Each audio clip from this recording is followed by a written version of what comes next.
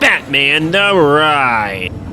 This free spin coaster, not the Batman the Ride clone you saw entering Six Flags Fiesta Texas, that's Goliath, is a mixed coaster for me, as it offers thrills, promise, but maybe not as much as it should. Find out my thoughts on this unique coaster in this review. Batman the Ride opened as S&S's first free spin coaster.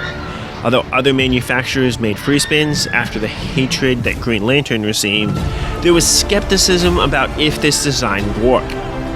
As for wing coasters, X at Magic Mountain was the first and most ambitious type of these coasters.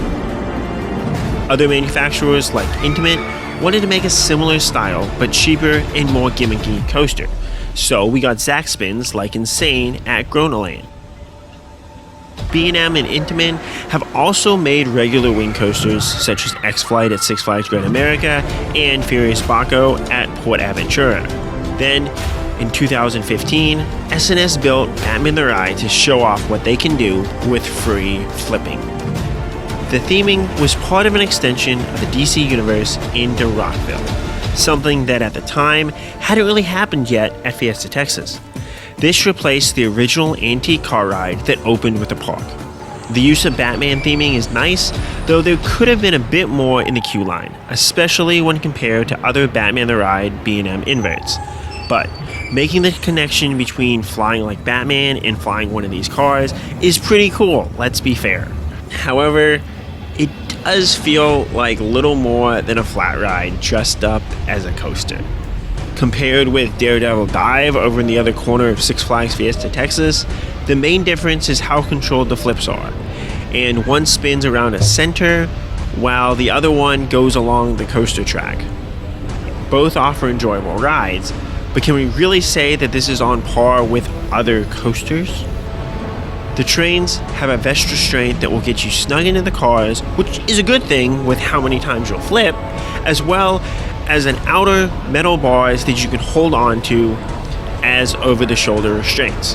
Overall, these are relatively comfortable and still allow you to move relatively freely during all of those flips. There are two separate sides to the trains, as well as being able to go up the lift hill facing either forwards or backwards, which gives strong re-ride value to this coaster. I don't have a preference too much for a side, but generally seem to go to the left side just based on my memory. I do seem to prefer going up the lift hill backwards so that I roll backwards into that first flip, though the views from either side or way are pretty special. If it is slow, you can ask to stay on and ride again, while even changing seats, so you don't have to take everything out of your pockets again after going around. The operators have always let me do this when I asked if there's available seating. There are also free mini lockers in the station for anything in your pockets, such as a wallet or a phone. The ride starts off with a vertical lift hill. Although scary looking, you can't see much if you don't lift your head a little bit. So if you're scared, just close your eyes. If you do look around, you can get some really great views of the park though.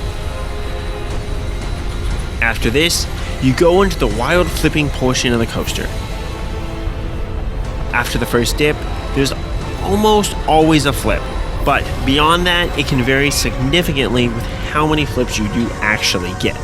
The easiest way to describe this feeling is similar to, at least for me, if you're in a tilt-a-whirl car and you're waiting for it to spin, as you're nervous and never too sure exactly when that spin will hit.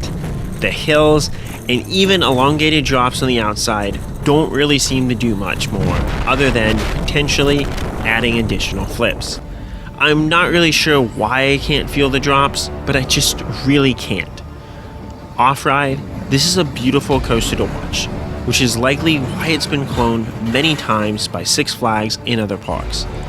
But the free spinning aspect, at least to me, seems to offer potential beyond just this gimmicky trick, and offers a unique ride depending on your overall positioning, and just sheer luck of spin and weight. I really would like to see a similar family-style coaster layout that uses this free spinning configuration in with some turns, as I'm really interested if it would offer an overall better experience.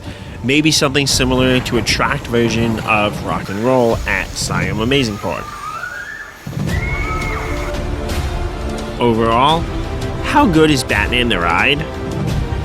I can see the appeal for this type of coaster. The free spin aspect really gives an oh crap feeling that can be quite exciting.